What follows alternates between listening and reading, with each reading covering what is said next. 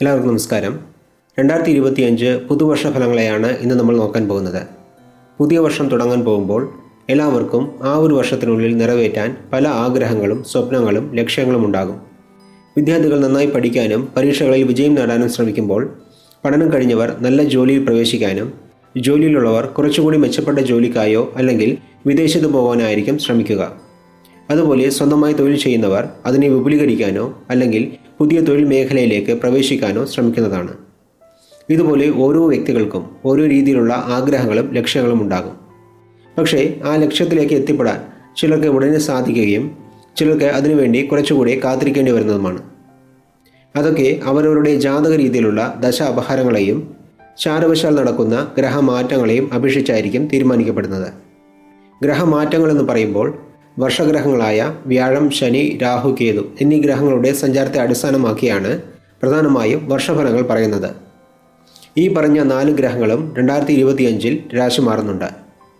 അതായത് മാർച്ച് മാസം ശനിയും മെയ് മാസത്തിൽ വ്യാഴവും രാഹുകേതുക്കളും രാശി മാറുന്നതാണ്. ഈ മാറ്റങ്ങളൊക്കെ ചില കൂറുകാർക്ക് അനുകൂല ഫലങ്ങളെയും ചില കൂറുകാർക്ക് പ്രതികൂല ഫലങ്ങളെയുമാണ് നൽകാൻ പോകുന്നത്.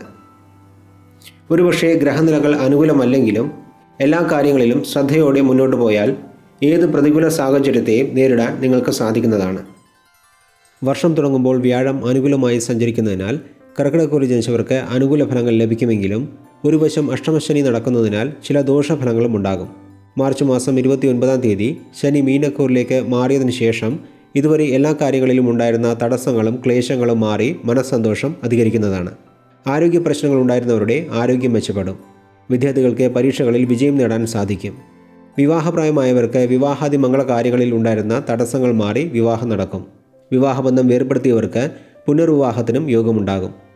ജോലിയിലുള്ളവർക്ക് തടസ്സപ്പെട്ടിരുന്ന പ്രമോഷനും സ്ഥലം മാറ്റവും ലഭിക്കും. വിദേശത്ത് ജോലി ലഭിക്കുന്നതിൽ ഉണ്ടായിരുന്ന തടസ്സങ്ങൾ മാറി ജോലി ലഭിക്കും. അതേസമയം മെയ് മാസം മുതൽ വ്യാഴം 12-ാം ഭാവത്തിൽ സഞ്ചരിക്കുമ്പോൾ ചിലവുകൾ അധികരിക്കുക, ചില കാര്യങ്ങളിൽ പരാജയം നേരിടേണ്ടി വരിക, ഇതുപോലെയുള്ള ചില ദോഷഫലങ്ങൾ ഉണ്ടാവുമെങ്കിലും ഈ കാലയളവിൽ വസ്തുവകകൾ വാങ്ങാനും വാങ്ങിയ സ്ഥലത്ത് പുതിയ വീട് നിർമ്മിക്കാനുമുള്ള യോഗവും ഉണ്ടാകും. വിദേശവാസ യോഗമുണ്ടെങ്കിലും വിദേശയാത്രയിൽ ചില ബുദ്ധിമുട്ടുകളും പ്രശ്നങ്ങളും നേരിടേണ്ടി വന്നേക്കാം. സാമ്പത്തിക കാര്യങ്ങളിൽ ചതിക്കപ്പെടാതിരിക്കാൻ കരുതൽ ആവശ്യമുള്ള സമയമാണിത്. മെയ് മാസത്തിലെ രാഹുകേതു മാറ്റത്തിന് ശേഷം ആരോഗ്യപരമായ കാര്യങ്ങളിൽ കൂടുതൽ ശ്രദ്ധിക്കേണ്ടതാണ്. കുടുംബ ബന്ധങ്ങളിലും ചെറിയ പ്രശ്നങ്ങൾ ഉടലെടുക്കും. മൊത്തത്തിൽ നോക്കുമ്പോൾ കർക്കിടകക്കൂറുകാർക്ക് ഈ വർഷം അഷ്ടമശനി അവസാനിക്കുന്നതിനാൽ ഇതുവരെ ഉണ്ടായിരുന്ന തടസ്സങ്ങളും പ്രശ്നങ്ങളും മാറി അനുകൂല ഫലങ്ങൾ ലഭിച്ചു തുടങ്ങുന്നതാണ് എന്ന് പറഞ്ഞുകൊണ്ട് കർക്കിടകക്കൂറിൽ ജനിച്ചവരുടെ 2025 വർഷഫലങ്ങളെ ഇവിടെ നിർത്തുന്നു. നന്ദി, നമസ്കാരം.